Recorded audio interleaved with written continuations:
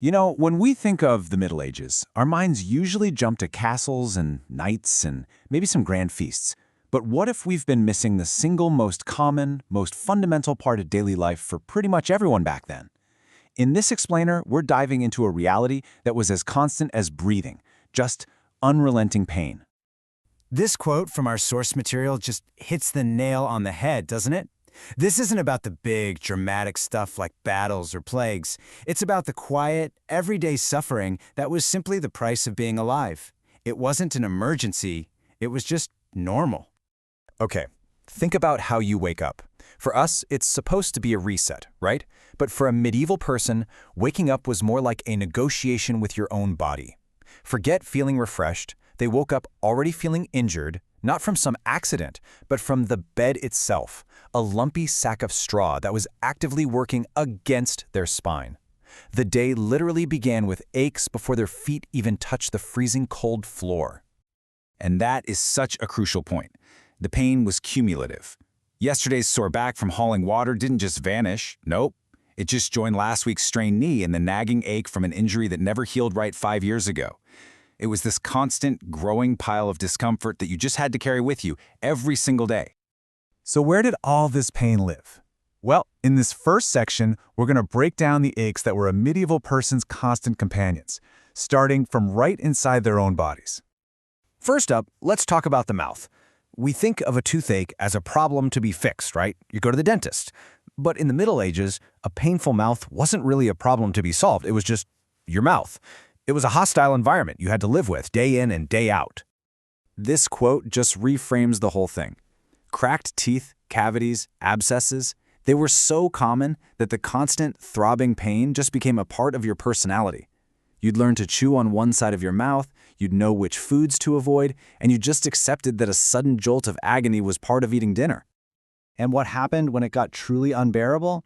Well, the solutions were absolutely brutal. The last resort was getting it pulled, often by the local blacksmith with a pair of pliers, and, you guessed it, no anesthesia. In fact, it was so common that having a full set of teeth was actually considered suspicious. People would think you were either really young or maybe getting some kind of divine help. All right, let's move down from the mouth to the unsung heroes of medieval pain, the feet. I mean, these things carried people everywhere, all day long, over frozen mud and sharp rocks, and they got absolutely nothing in return for their trouble. The source just describes their shoes perfectly.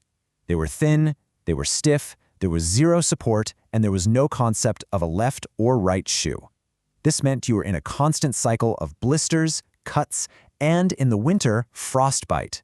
By the time you reached adulthood, most people walked with a permanent limp, not from one big injury, but from a lifetime of wearing terrible, terrible shoes.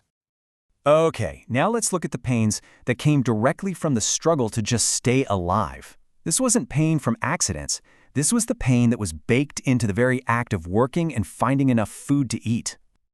This is a really important distinction to make. For most people, medieval hunger wasn't about acute starvation. It was a constant, dull, hollow ache in your stomach.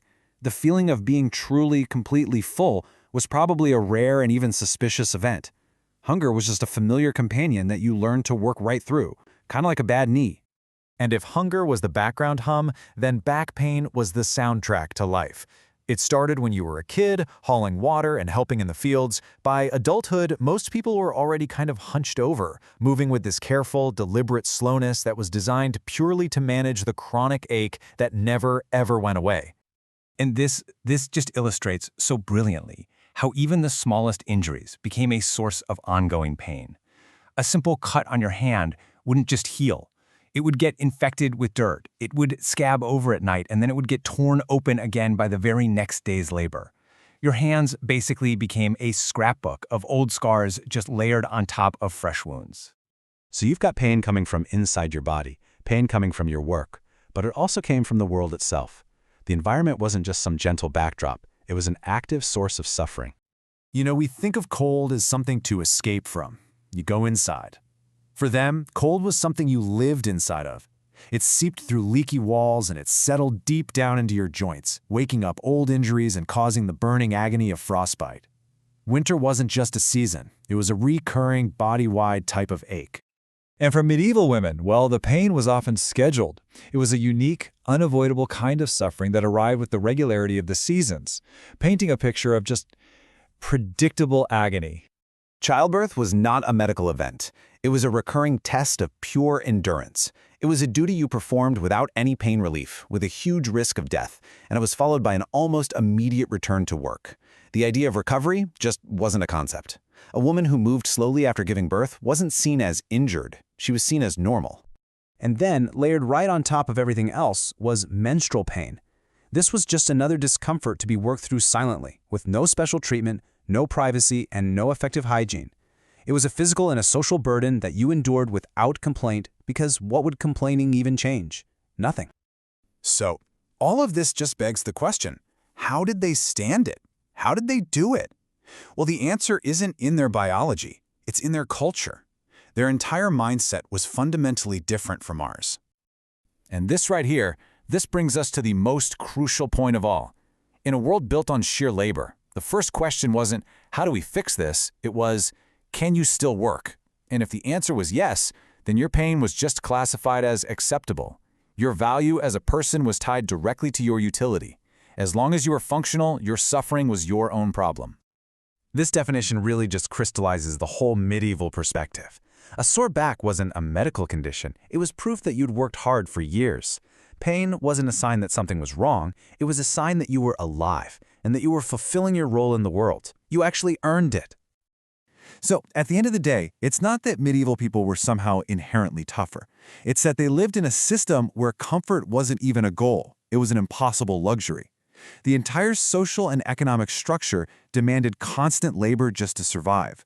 So endurance wasn't just a personal trait, it became the culture's highest virtue. It was the essential software needed to run a very harsh system. They simply didn't know any other way to live. And this final quote just brings it all home.